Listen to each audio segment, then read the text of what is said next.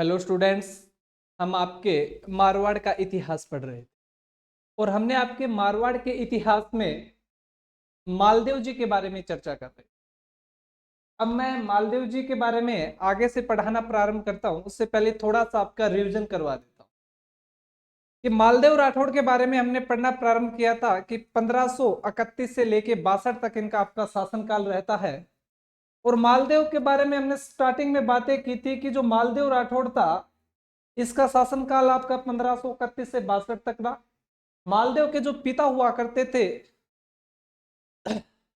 वो आपके हमने बात की थी कि मालदेव राठौड़ के पिता आपके राव गांगा हुआ करते थे। इनकी माता है वो पद्मा देवी हुआ करती थी। मालदेव राठौड़ अपने पिता की हत्या करके मारवाड़ का शासक बना था, इसलिए मालदेव को मारवाड़ में पितरहंता के शासक के नाम से जाना जाता है। इसके बाद में हमने चर्चा की कि मालदेव जब शासक बने थे तो तब तक इनके पास केवल दो ही प्रगने थे जब शासक बनते, एक सोजत का और एक आपके जो जोधपुर हुआ करता। इनका राज तिलक आपका सोजत में हुआ था क्योंकि उसमें जोधपुर में तनातनी चल रही थी कि इन्होंने पिता की हत्या की है। इसके बाद में देखते हैं कि आपके मालदेव के कुछ उपनामों के बारे में हमने चर्चा की थी कि इन्हें 52 युद्धों का विजेता कहा जाता है, हसमत वाला शासक कहा जाता है, भारत का सबसे शक्तिशाली शासक कहा गया, भारत का पुरुषार्थी राजकुमार भी कहा गया।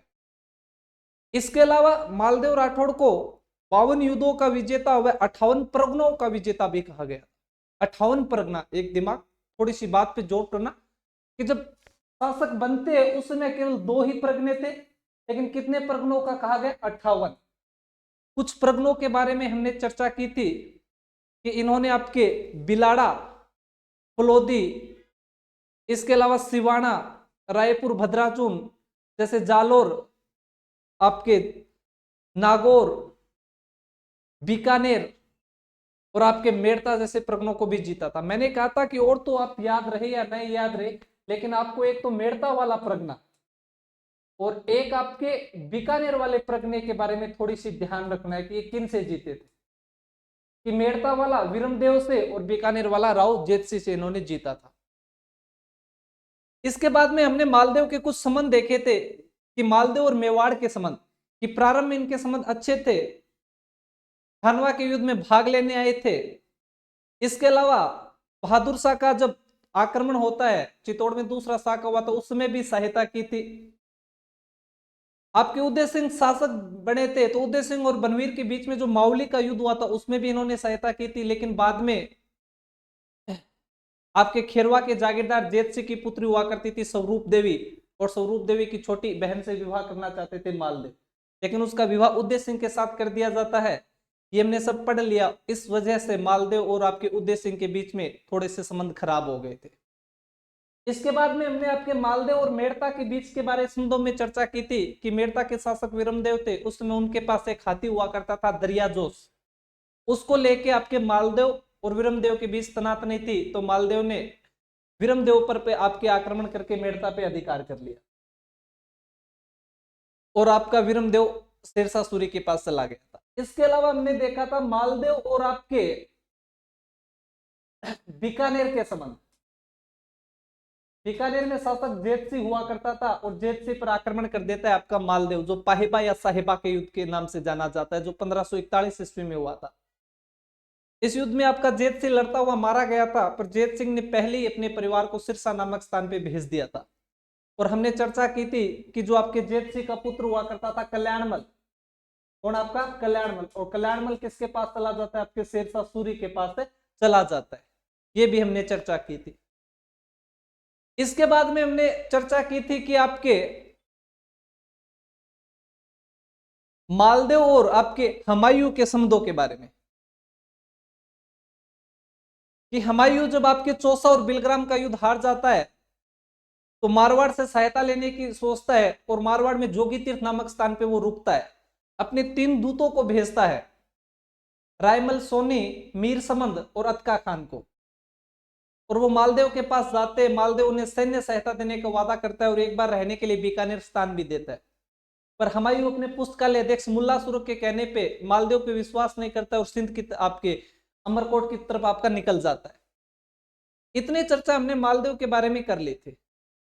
आज हमें उससे आगे के बारे में करना है। जब उन्होंने आपके हुमायूं को जो ये समझ हो जाते हैं, इसके बाद आपके शेरशाह सूरी है वो मालदेव पर आक्रमण करता है। कल हमने यहाँ पे क्लास बंद की थी। तो आज जब आपके शेरशाह सूरी और मालदेव के बीच में जो युद्ध हुआ था, आपके गिरी सुमेल का युद्ध या जेतारण का युद्ध, उस युद्ध की चर्चा करते हैं। उस युद्ध की आपके चर्चा करते हैं। कौन सा युद्ध आपके?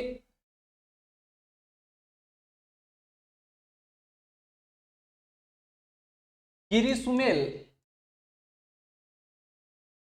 या फिर इसी युद्ध को कहा जाता है आपके जेतारण का युद्ध। जेतारण का युद्ध, गिरी सुमेल या जेतारण का युद्ध 5 जनवरी 1544 को हुआ था। इस युद्ध के बारे में हमें चर्चा करनी थी कि पहली बात, ये युद्ध किन किन के मध्य हो रहा है। तो मारवाड़ का शासक कौन है? आपके मालदेव। मालदेव। और सामने कौन है? तो आपके शेरशाह सूरी। शेरशाह सूरी।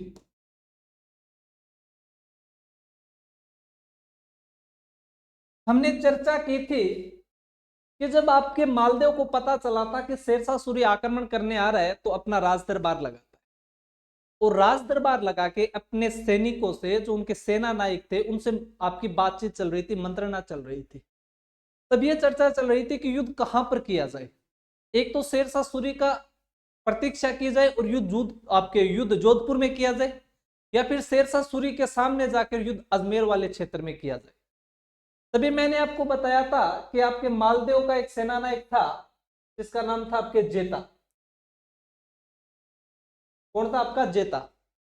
और जेता ने सुझाव दिया था कि महाराज, न तो युद्ध हमें जोधपुर में करना है और न ही युद्ध हमें अजमेर में जाके करना चाहिए। ये युद्ध हमें इनके बीच के क्षेत्र में करना चाहिए, और बीच का क्षेत्र मेरा गांव है, वहां पर हमें करना चाहिए। जब ये युद्ध जेता के गांव में किया गया, इसीलिए इस युद्ध का नाम क्या पड़ा था? जेतारण। कि जेता के गांव में रण होगा, युद्ध होगा, इसलिए गांव का नाम क्या था? जेतारण।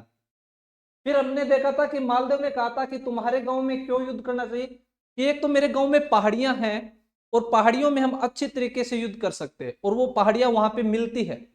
इसके अलावा मेरे गांव में युद्ध होगा तो मुझे वहां की स्थिति के बारे में सब कुछ ध्यान होगा। इसलिए इस युद्ध का नाम पड़ा गिरी सुमेल। गिरी का मतलब पहाड़ी और सुमेल का मतलब मिलती है। तो जहां पे दो पहाड़ियां मिल रही थी, वहां पे युद्ध हुआ था, इसलिए इस पहाड़ी का नाम, आपके युद्ध का नाम क्या पड़ा? गिरी सुमेल। या फिर ये युद्ध जेता के गांव में हुआ, जेता के गांव में रण हुआ, इसलिए युद्ध का नाम क्या हो गया? जेतारण।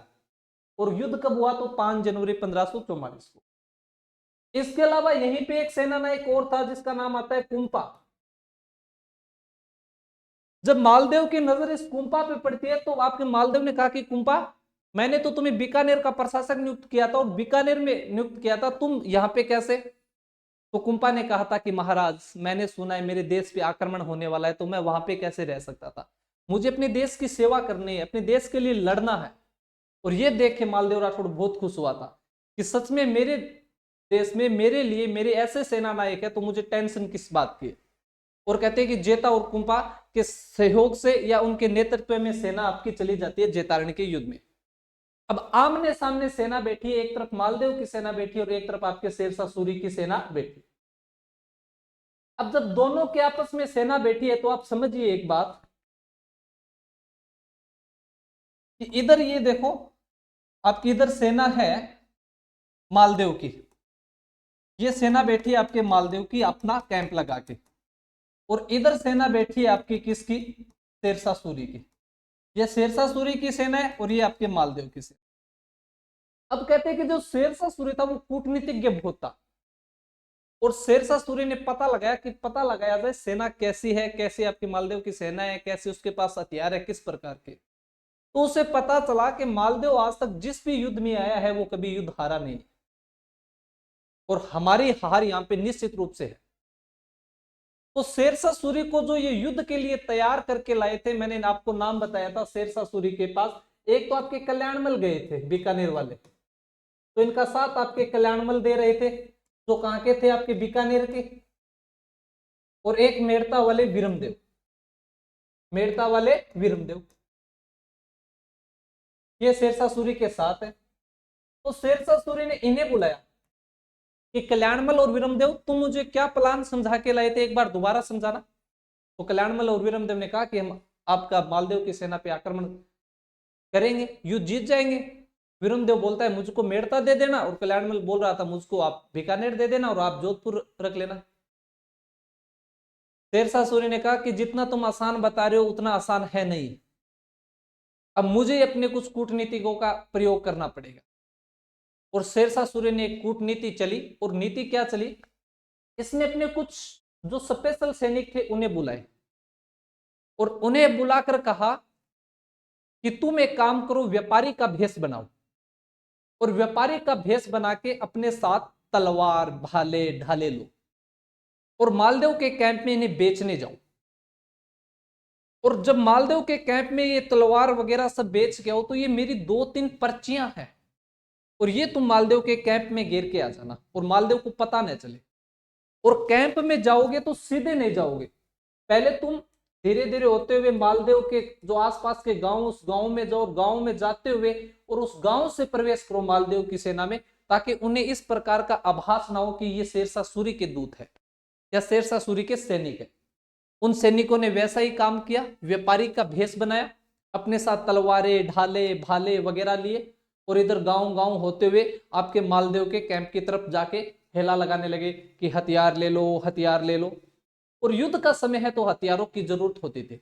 और मालदेव ने जब यह सुना तो उन व्यापारियों को अपने कैंप में बुलाया, अपने कुछ सेना नायकों को भी बुलाया, उन्हें हथियार कहा कि हथियार देखो, हमें युद्ध में जरूरत है। उन सैनिकों ने आपके तलवार भाले, उनको हथियार दिखाए।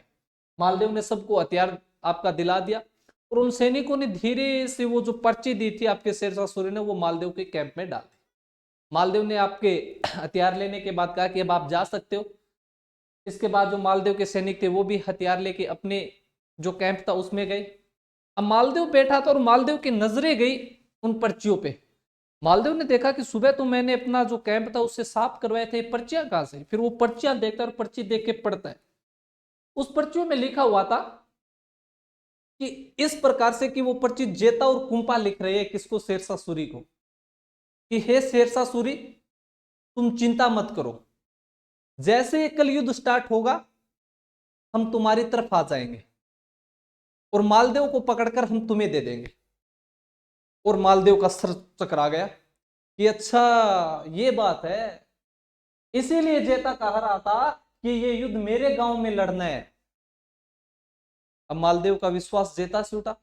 फिर उसे याद आया कुंपा, जिसमें कुंपा का नाम और है, और इसीलिए कुंपा कह रहा था कि मुझे देश की सेवा करनी है, मुझे आपकी तरफ से लड़ना है। अच्छा इनका विचार तो ये है। और मालदेव ने अपने सभी जो बड़े बड़े सेना नायक थे उन्हें इकट्ठा किया और इन पर्चियों के बारे में बताया, और जेता कुंपा के बारे में कहा कि ये देखो ये है विद्रोही, देश देश विरोधी लोग है, ये हमारे साथ धोखा कर रहे हैं। और सारे सैनिक जेता और कुंपा पे थू थू थू थू करे। जेता कुंपा कह रहे कि हमने नहीं किया, हमारी राइटिंग मिला लो, ये कर लो। लेकिन मालदेव कहता है कि अब फिलोसफी मत डालो, मुझे सब समझ में आ गया है। और मालदेव ने अपने सैनिकों को कहा कि जब लड़ना ही है, जब लड़के मरना ही है, तो मैं इनके गांव में क्यों लड़ूं, मैं अपने जोधपुर में जाके लड़ूंगा। और कहते हैं कि जो आपका मालदेव था वो मालदेव अपनी सेना को लेके अपने वापस जोधपुर की तरफ चल दिए। अब जेता व कुंपा कह रहे कि महाराज हमारी सुनिए, हम पे विश्वास कीजिए, हमने कोई आपके साथ गद्दारी नहीं की है। लेकिन कहते कि उस समय जेता और कुंपा पे एक गद्दारी का कलंक लग गया। जेता और कुंपा के पास थोड़े से सैनिक बचे थे, लगभग 12,000 के आसपास सैनिक। लेकिन जेता और कुंपा ने कहा कि कोई बात नहीं, हम युद्ध लड़ेंगे, कलंक लग गया है कोई बात नहीं, पर हम युद्ध लड़ेंगे और हम लड़ते हुए अपनी वीरता का परिचय देंगे। क्योंकि कलंक तो लग ही गया है, अब मालदेव के पीछे जाने से फायदा क्या है, क्योंकि मालदेव ने तो हमें पहले ही गद्दार ही कह दिया है, गद्दार ठहरा ही दिया है। इसलिए कहते हैं कि अगले दिन युद्ध होता है आपके मालदेव की सेना जो जेता और कुंपा आपका नेतृत्व कर रहे थे और शेरशाह सूरी के मध्य। और युद्ध इतना भयंकर होता है, आप पूछिए कि शेरशाह सूरी की सेना को हार की कगार पे लाके खड़ा कर दिया था जेता और कुंपा। शेरशाह सूरी युद्ध हारने ही वाला था। जेता और कुंपा ने अपने साहस का परिचय दिया, उनका सैनिक बहादुरी के साथ लड़ रहे थे और आपके शेरशाह सूरी की हार होने वाली थी। शेरशाह सूरी मन ही मन में अल्लाह को याद कर रहा था कि अल्लाह आज क्या होने जा रहा है। ये दो सेना नायक अपनी छोटी सी सेना के साथ मेरी इतनी बड़ी सेना को रौंदते चले जा रहे और शेरशाह सूरी को हार नजर आने लगी थी। तभी कहते हैं कि इन मुस्लिम सेनाओं में एक बहुत बड़ी व्यवस्था होती थी, रिजर्व सेना। ये कुछ सेना अपनी रिजर्व आपकी रखते थे, और उस समय शेरशाह सूरी की जो रिजर्व सेना थी, उस रिजर्व आपकी सेना को लेके आ गया आपका जलाल खां जलवानी, जो रिजर्व सेना का अध्यक्षता कर रहा था, नेतृत्व आपका कर रहा था। अब जैसे वो नई सेना लेके युद्ध में घुसा, तो जो आपके जेता व कुंपा वाले सैनिक थे वो युद्ध कर रहे थे, पहले से थके हुए थे, आपके घायल अवस्था में थे, और एक तरफ से सेना में नए सैनिक आए शेरशाह सूरी की तरफ से। तो नई सेना आएगी तो वो भाई आपके नए जोश के साथ लड़ेगी, और उस नई सेना के साथ लड़ते हुए जेता व कुंपा शहीद हो गए और आपके शेरशाह सूरी की जीत हुई। और शेरशाह सूरी की जीत हुई तो शेरशाह सूरी के मुंह से अकस्मात शब्द निकल पड़े कि मैं मुट्ठी भर बाजरे के लिए हिंदुस्तान की बादशाह खो देता। तो आपका बार बार यह सवाल पूछा जाता है कि शेरशाह सूरी ने किस युद्ध के लिए कहा था कि मैं मुट्ठी भर बाजरे के लिए पूरे हिंदुस्तान की बादशाह खो देता? तो याद रखना, गिरी सुमेल के युद्ध के लिए। क्योंकि मारवाड़ में होता ही क्या था, आपका बाजरा था। अब आप मालदेव जहां पे जीत रहा है तो उसको मारवाड़ का राज्य ही तो मिल रहा है, पर बाई चांस वो हार ही रहा था, जेता और कुंपा से हार जाता तो पूरे हिंदुस्तान की बादशाह उसके हाथ से चले जाते। तब उसने कह दिया था कि मैं मुट्ठी भर बाजरे के लिए पूरी हिंदुस्तान की बादशाह खो देता। तो याद रखना कि गिरी सुमेल या जेतारण का युद्ध कब हुआ? तो 5 जनवरी 1544 को हुआ। किन किन के मध्य हुआ? तो मालदेव और शेरशाह सूरी के मध्य हुआ। शेरशाह सूरी का साथ कौन दे रहे? तो कल्याणमल आपके बीकानेर का और विरमदेव मेड़ता का। क्या इस युद्ध में मालदेव स्वयं युद्ध लड़ा था? नहीं, इस युद्ध में मालदेव स्वयं युद्ध नहीं लड़ा था। याद रखना, मालदेव की तरफ से इस युद्ध में युद्ध किसने किया था? तो जेता व कुंपा ने। किसने किया था? जेता व कुंपा ने। तो क्या आप याद रखोगे? जेता व कुंपा। इस युद्ध में लड़े कौन आपके? जेता और कुंपा। जेता व कुंपा। मालदेव ने भाग नहीं लिया। भाग नहीं लेने का मतलब है आया तो था लेकिन अपनी सेना लेके वापस चला गया। इस युद्ध में विजय किसकी हुई? तो याद रखोगे, विजय किसकी हो रही है? आपके शेरशाह सूरी की। शेरशाह सूरी की। इस युद्ध में शेरशाह सूरी की जीत किसके कारण हुई? तो रिजर्व सेना जलाल खां जलवानी के की सहायता से। तो इस युद्ध में आप लिखोगे क्या? आप लिखोगे इस युद्ध में कि शेरशाह सूरी की कूटनीति के कारण, शेरशाह सूरी की कूटनीति के कारण, शेरशाह सूरी की कूटनीति के कारण मालदेव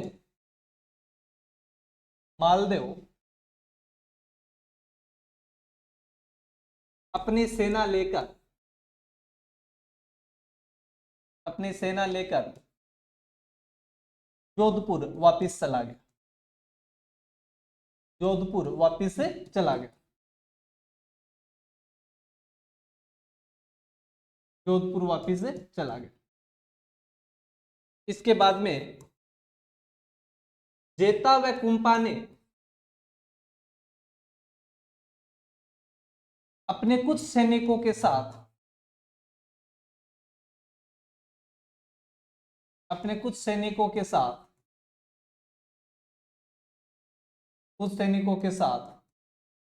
शेरशाह सूरी से युद्ध किया। शेरशाह सूरी से युद्ध किया।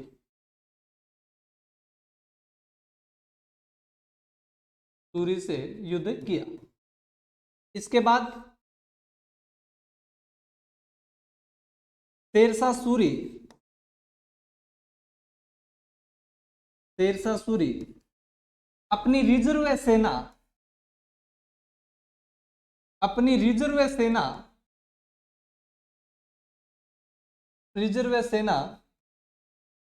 जलाल खां जलवानी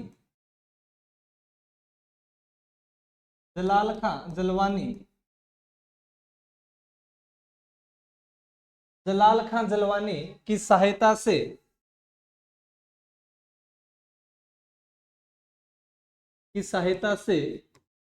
युद्ध विजय किया।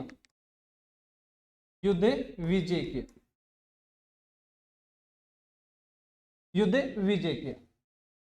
शेरशाह सूरी का कथन इस युद्ध के बारे में, शेरशाह सूरी का कथन, और शेरशाह सूरी का कथन क्या है आपका कि मैं मुट्ठी भर बाजरे के लिए, मुट्ठी भर बाजरे के लिए पूरे हिंदुस्तान की, पूरे हिंदुस्तान की बादशाहत,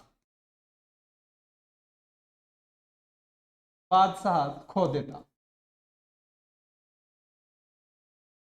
बादशाहत खो देता। तो ये सारी बातें थी आपके गिरी सुमेल के युद्ध से। और गिरी सुमेल के युद्ध से सारी बातें आपको ध्यान रखनी कि गिरी सुमेल का युद्ध कब हुआ, गिरी सुमेल का युद्ध किन किन के बीच में हुआ।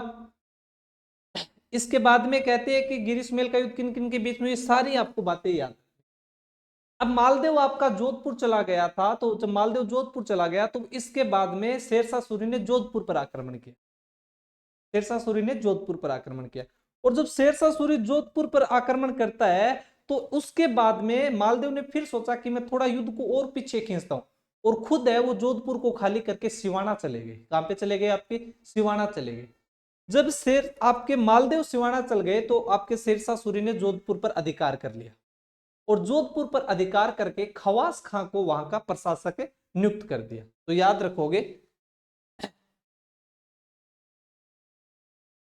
कि गिरी सुमेल का युद्ध जीतने के बाद, गिरी सुमेल का युद्ध जीतने के बाद, युद्ध जीतने के बाद, युद्ध जीतने के बाद शेरशाह सूरी ने, शेरशाह सूरी ने, शेरशाह सूरी ने क्या किया आपका, जोधपुर पर आक्रमण किया, क्योंकि मालदेव सेना लेके कहां पे चला गया था आपके, जोधपुर चला गया। तो शेरशाह सूरी ने जोधपुर पर, जोधपुर पर आक्रमण किया, आक्रमण किया। और मैंने बताया कि जैसे जोधपुर पर शेरशाह सूरी आक्रमण करता है तो मालदेव पीछे और आपका सरकता है, और अपना स्वयं था जो मालदेव वो अपने आपको आपके सिवाना में चला गया और जोधपुर को खाली करके चला गया। इसलिए जोधपुर पे सीधा अधिकार हो गया किसका, आपके शेरशाह सूरी का। किसका अधिकार हो गया, शेरशाह सूरी का। तो क्या लिखोगे, मालदेव, मालदेव, मालदेव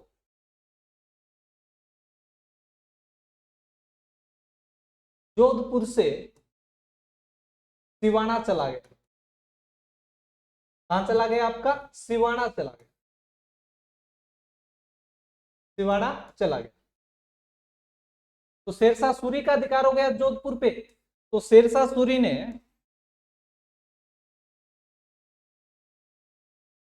शेरशाह सूरी ने, शेरशाह सूरी ने जोधपुर पर अधिकार कर, जोधपुर पर अधिकार कर, अधिकार कर, अधिकार कर खवास खां को, खवास खां को जोधपुर का प्रशासक नियुक्त किया, जोधपुर का प्रशासक नियुक्त किया, प्रशासक नियुक्त किया। तो जोधपुर का प्रशासक शेरशाह सूरी ने किसे नियुक्त कर दिया, आपका खवास खां को आपके प्रशासक नियुक्त कर दिया। अब कहा जाता है कि जब मालदेव सिवाना चले गए, जोधपुर पे अधिकार शेरशाह सूरी का हो गया, तो इस समय आपके शेरशाह सूरी ने बीकानेर सौंप दिया कल्याणमल को और मेड़ता सौंप दी विरमदेव को, क्योंकि जोधपुर पर अधिकार हो गया था शेरशाह सूरी का। इसके बाद में आपका शेरशाह सूरी यहां से आपके कालिंजर अभियान की तरफ निकल जाता है। और वहां पर उस दुर्ग की कालिंजर अभियान पे दीवार तोड़ रहा था आपके बारूद से, बारूद के गोले बना रखे थे और बारूद के गोले से उस दीवार तोड़ रहा था। और कहते हैं कि एक गोला दीवार से टकरा के वापस शेरशाह सूरी की तरफ आके लग जाता है, इसलिए शेरशाह सूरी की वहां पे मृत्यु हो जाती है। और यह समाचार मिलता है मालदेव को, तो बाद में मालदेव पुनः अधिकार कर लेता है किस पर, आपके जोधपुर पर एक बार आपके जोधपुर पर शेरशाह सूरी का अधिकार हो गया था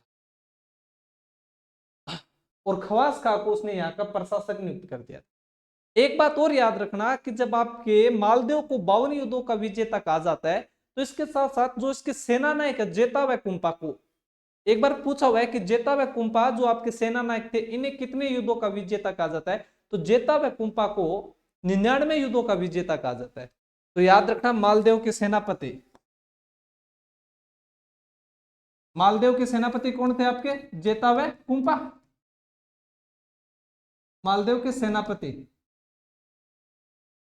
जेता व कुंपा थे। इन्हें क्या कहा जाता है आपके, तो 99 युद्धों का विजेता, 99 युद्धों का विजेता, 99 युद्धों का क्या कहा जाता है, विजेता। तो ये सारे मालदेव के जितने भी युद्ध किए थे, जितने भी उन्होंने आपका सैन्य अभियान किया था, उनके बारे में हमने चर्चा कर ली कि मेवाड़ के साथ उनका कैसे संबंध थे, जैसलमेर के साथ वो आपके, मैंने कल आपको कहानी बताई थी भारमली वाली, वो इसके साथ मेड़ता वाले, बीकानेर वाले, हुमायूं के साथ संबंध, और ये संबंध हो गए आपके शेरशाह सूरी के। इसके साथ साथ एक युद्ध आप और याद रखना, 1557 में एक हरमाड़ा का युद्ध लड़ा गया था। किसका युद्ध, आपके हरमाड़ा का। वैसे तो मारवाड़ आपके मालदीव से संबंधित नहीं है, पर थोड़ा सा लिंक बनता है। लिंक क्या था कि हरमाड़ा का युद्ध हुआ था आपके उदय सिंह और आपके हरमाड़ा जो अजमेर का एक सूबेदार, आपका सूबेदार था हाजी खां पठान। हाजी खां पठान और आपके उदय सिंह के बीच युद्ध हुआ था, एक महिला को लेकर, रंगराय नाम की महिला थी, जो उस समय हाजी का पठान के पास थी और उदय सिंह उसे लेना चाहता है इसलिए। अब जब हाजी का पठान के साथ उदय सिंह का युद्ध हो रहा है और उदय सिंह से नाराज चल रहा है मालदेव, तो मालदेव ने हाजी का पठान की सहायता की थी, हाजी का पठान की सहायता की थी, और मालदेव के सहयोग से हाजी का पठान जीत गया था इस युद्ध में। तो वैसे तो हाजी का पठान क्या युद्ध किया था, युद्ध तो मालदेव ने किया था। तो थोड़ा सा याद रखना कि हरमाड़ा का युद्ध, कौन सा युद्ध आपके, हरमाड़ा का युद्ध, हरमाड़ा का युद्ध 1557 ईस्वी में लड़ा गया। किन किन के बीच में, तो एक तो है आपके उदय सिंह, कौन आपके, उदय सिंह, महाराणा उदय सिंह। और उदय सिंह कहां से, आपके मेवाड़ से। और युद्ध किन किन के बीच हो रहा है, तो आपके हाजी खां पठान सूबेदार हुआ करते थे, और हाजी का पठान की सहायता की थी, सहायता कौन कर रहा है, आपके मालदेव, सहायता कौन कर रहा है, मालदेव, सहायता किसने की थी, मालदेव। और ये युद्ध जीत कौन गया था, तो आपके हाजी खां पठान जीत गए। कौन जीत गए थे, आपके हाजी खां पठान इस युद्ध को जीत गए थे। युद्ध हुआ क्यों था, कारण क्या था आपके युद्ध का, तो याद रखना इस युद्ध का कारण था रंगराय महिला, रंगराय महिला, इसको लेने के लिए युद्ध लड़ा था उदय सिंह ने, पर युद्ध में हार गए। अब हम मालदेव की बात करते हैं, मालदेव के दरबारी विद्वान कौन कौन थे, मालदेव के दरबारी विद्वान। जब आपके दरबारी विद्वानों की बात आएगी, दरबारी विद्वान, तो पहले दरबारी विद्वान की आप याद रखोगे आसानंद जी। कौन आपके, आसानंद। आसानंद कहते हैं कि दरबारी विद्वान होने के साथ साथ इन्होंने आपके पाहेबा या साहेबा के युद्ध में भी भाग लिया था। कौन से युद्ध में, पाहेबा या साहेबा। तो पूछ लिया जाए कि मालदेव राठौड़ का वह दरबारी विद्वान जिसने पाहेबा या साहेबा के युद्ध में भाग लिया था, तो वो कौन थे, आपके आसानंद जी थे। कौन थे आपके, आसानंद जी। तो क्या लिखोगे इनके बारे में कि इन्होंने इन्होंने पाहेबा या साहेबा के युद्ध में, पाहेबा या साहेबा के युद्ध में भाग लिया, युद्ध में भाग लिया।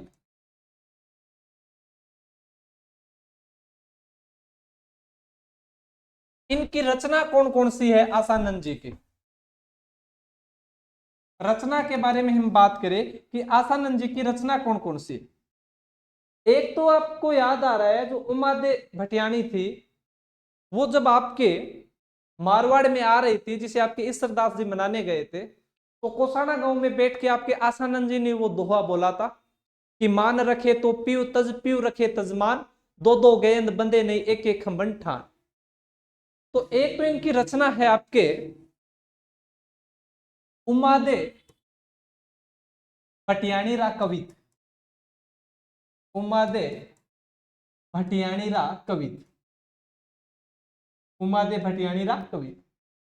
एक मैंने आपको बताई थी कि जो बागा भारमली, जो आपकी प्रेम कहानी मैंने सुनाई थी पीछे, बागा भारमली वाली पूरी स्टोरी, उमादे भारमली की सहायता से रूस के चली गई थी, बाद में भारमली वापस आपके जैसलमेर जाती है और वहां से बागा जी उनको ले जाते हैं। तो बागा भारमली की जो कहानी थी, उन्हीं बागा भारमली के बारे में दोहे लिखे थे किसने? आपके आसानंद जी ने।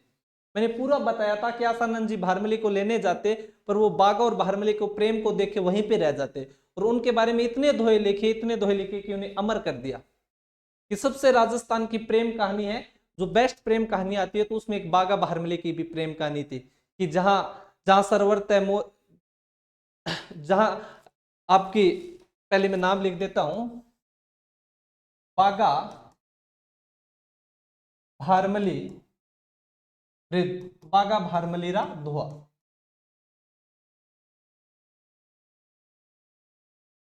दोहा कि जहां तरवर तय मोरियो, जहां सरवर तय हंस, जहां बागा तय भारमली, जहां दारू तय मंस। कि राजस्थान की सबसे प्रेम कहानियों में से एक अच्छी प्रेम कहानी आपके बागा भारमली। तो इन बागा भारमली के दोहे लिखे थे आसानंद जी ने कि जहां तरवर तय मोरियो, जहां सरवर तय हंस, जहां बागा बागा तय भारमली, जहां दारू तय मंस। इसके अलावा इन्होंने एक रचना लिखी थी गोगो जी की पेड़ी, गोगा जी की पेड़ी। तो ये रचना है किसकी? आपके आसानंद जी की। इसके अलावा इनके एक दरबारी विद्वान और थे आपके ईश्वरदास जी।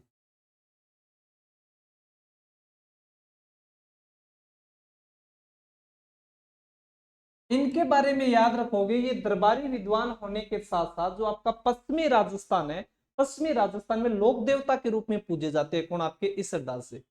तो वह मालदेव के दरबारी विद्वान जो पश्चिमी राजस्थान में लोक देवता के रूप में पूजे जाते हैं, तो वो कौन हो जाएंगे? आपके ईश्वरदास। तो लिखोगे आप इन्हें पश्चिमी राजस्थान में, पश्चिमी राजस्थान में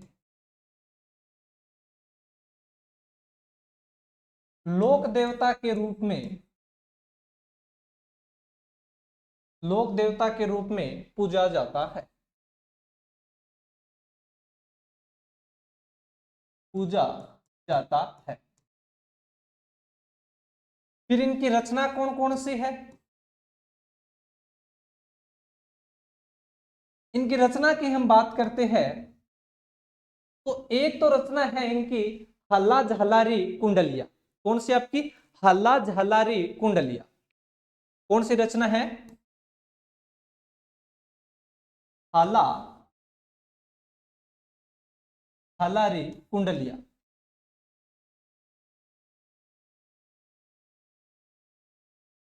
और इसी का नाम है एक आपका वीर सत्सई। इसी का दूसरा नाम क्या है? वीर सत्सई। एक बार बच्चों आप इसे उतारो, मैं बता दूंगा ये क्या है, पर याद रखना हल्ला झलारी कुंडलिया। दूसरी है देवयान। कौन सी आपकी? देवयान। और एक रचना है इनकी हरिरस। कौन? आपकी हरिरस। तो इनकी तीन रचना है आपकी, कौन कौन सी? हल्ला झलारी कुंडलिया, जिसका दूसरा नाम क्या है? वीर सत्सय। दूसरी देवयान। कौन सी आपकी? देवयान। और तीसरी आपकी हरिरस।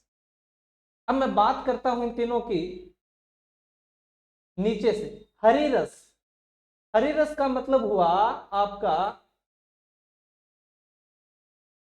हरिरस कि जिसमें भगवान हरि के गुणों का वर्णन किया गया था, भगवान हरि के ऊपर लिखी गई जो ग्रंथ या पुस्तक है वो कौन सी हो गई आपकी हरिरस। हरि का मतलब भगवान विष्णु, विष्णु का मतलब आपके कृष्ण, कि कृष्ण भगवान के बारे में जो लिखा गया था वो किसमें आपके हरिरस में, क्योंकि हरि किसे कहते हैं आपके भगवान विष्णु, और कृष्ण जो थे वो विष्णु का ही अवतार था, तो कृष्ण भगवान के बारे में लिखा गया वो क्या आ गया आपका हरिरस।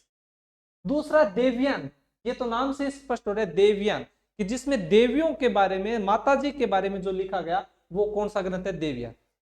अब एक ग्रंथ है आपका हाला झालारी कुंडलिया, थोड़ा सा ध्यान दो, हाला झालारी कुंडलिया।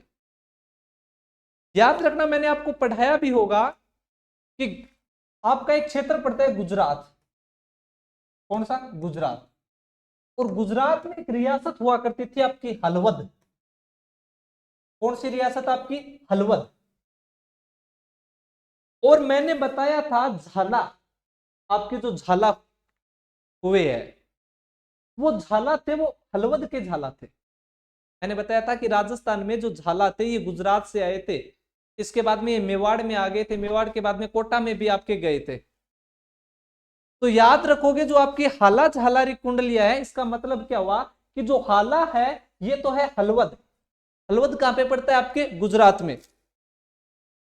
झाला मतलब झाला राजपूत, री, री का मैंने राजस्थान में बताया था कि का के की है उसको रा रे री कहते, और कुंडलिया का मतलब है दोहा।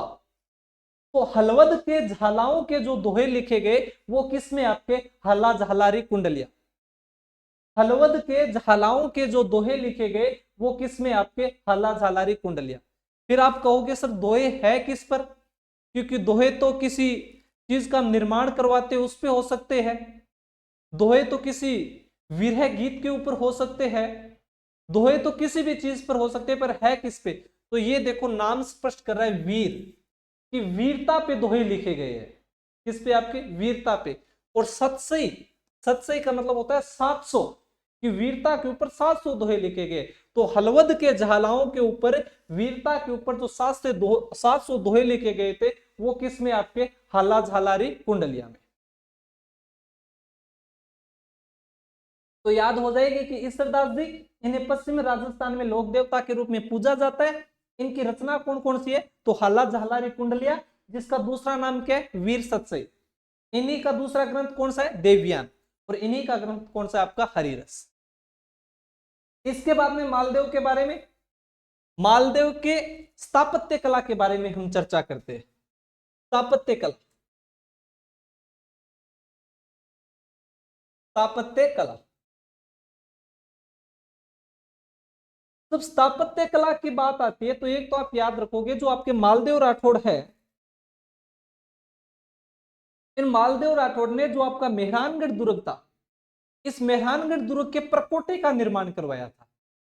जब मेहरानगढ़ दुर्ग के प्रकोटे का निर्माण करवाया तो इन्हें कहा जाता है कि मेहरानगढ़ दुर्ग का आधुनिक निर्माता। हमने पढ़ा था कि मेहरानगढ़ दुर्ग का निर्माण है वो किसने करवाया था आपके, याद आ रहा है, आप याद करने की कोशिश करो कि मेहरानगढ़ दुर्ग का निर्माण किसने करवाया था। मेहरानगढ़ दुर्ग के अंदर चामुंडा माता के मंदिर का भी निर्माण करवाया था राव जोधा, किसने, आपके राव जोधा ने। लेकिन मेहरानगढ़ दुर्ग का आधुनिक निर्माता किसे कहा जाता है, तो मालदेव को कहा जाता है। क्यों, क्योंकि मालदेव ने मेहरानगढ़ दुर्ग के प्रकोटे का निर्माण करवाया था। ठीक है, तो याद रखोगे कि मालदेव ने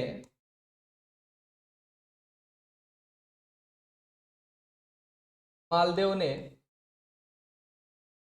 ने मेहरानगढ़ दुर्ग के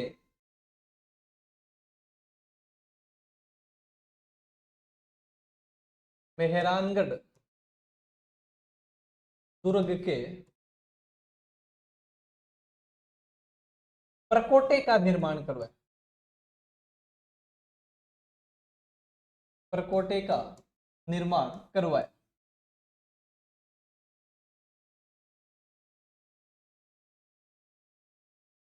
इसलिए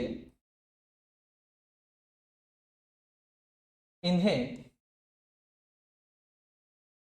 मेहरानगढ़ दुर्ग का मेहरानगढ़ दुर्ग का आधुनिक निर्माता कहा जाता है?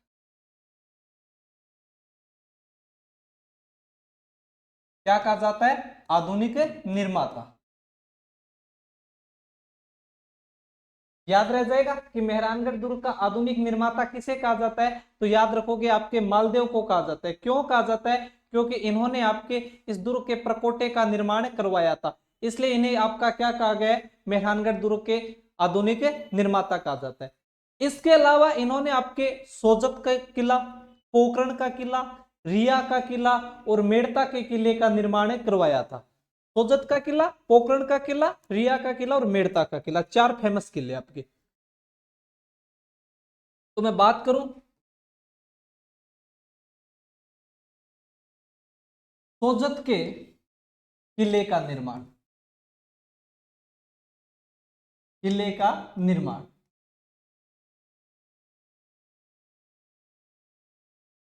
पोखरण के किले का निर्माण, पोखरण के किले का निर्माण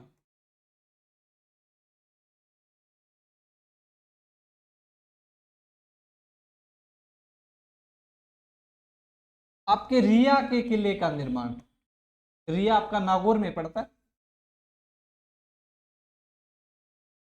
रिया के किले का निर्माण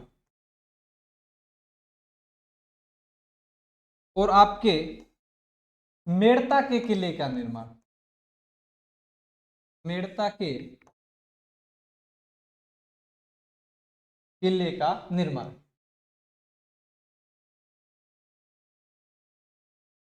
मेड़ता के किले का निर्माण। तो आप याद रखोगे कि इतने चीजों का निर्माण कौन करवा रहा है? तो आपके मालदेव करवा रहे हैं। एक तो इन्होंने आपके मेहरानगढ़ दुर्ग के प्रकोटे का निर्माण करवाया, इसलिए इन्हें क्या कहा गया? आपके आधुनिक निर्माता। क्या कहा गया? आपके आधुनिक निर्माता। इसके अलावा सोजत के किले का निर्माण आपका करवाते हैं। इसके अलावा मेड़ता के किले का निर्माण करवाते, रिया के किले का निर्माण करवाते, पोखरण के किले का निर्माण करवाते। इनकी पत्नी हुआ करती थी स्वरूप देवी।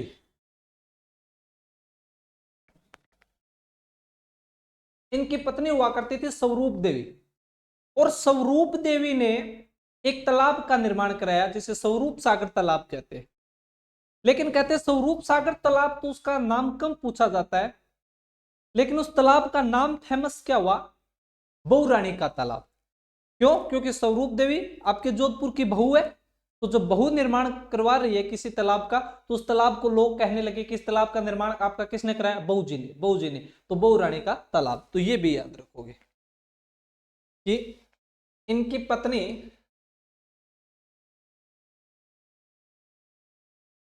इनकी पत्नी स्वरूप देवी ने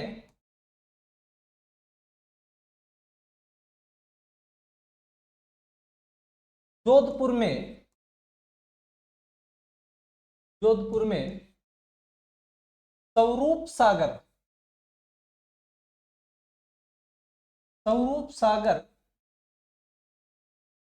तालाब का, और स्वरूप सागर तालाब को ही क्या कहा जाता है? बहु जीरो, बहुरानी जीरा तालाब, बहुरानी जीरा तालाब।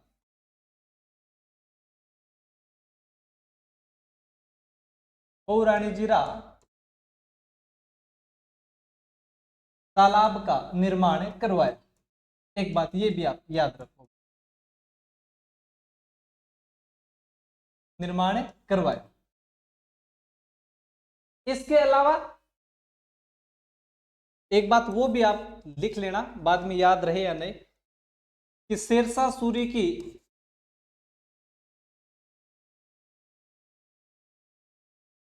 शेरशाह सूरी की मृत्यु के बाद मालदेव ने जोधपुर पर पुनः अधिकार कर लिया।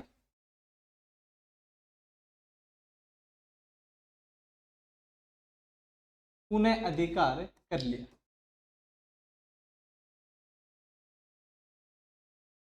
अब कहते हैं कि मालदेव का ज्येष्ठ पुत्र हुआ करता था राम, और हमने देखा था कि राम को गोद ले लिया था किसने, आपके उमादे ने।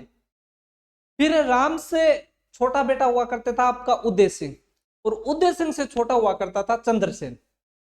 तो मालदेव ने अपनी रानी के कहने पे न तो राम को अपना उत्तराधिकारी घोषित किया, न उदय सिंह को, और अपना उत्तराधिकारी अपने छोटे पुत्र चंद्रसेन को क्या कर दिया था, घोषित कर दिया था। एक बात ये भी याद रखोगे कि मालदेव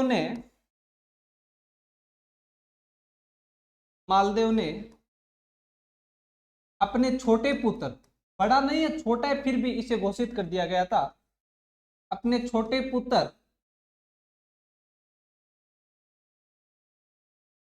चंद्रसेन को, अपने छोटे पुत्र चंद्रसेन को मारवाड़ का,